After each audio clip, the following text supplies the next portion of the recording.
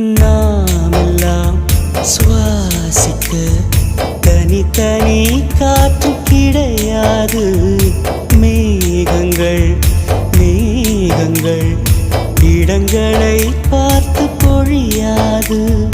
கோடையில் இன்று இலையுதிரும் வசந்தங்கள் நாளை திரும்பி வரும்.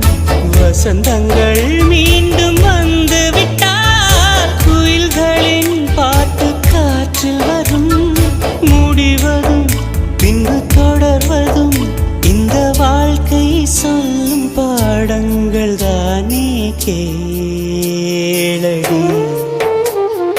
கடவுள் தந்த அழகே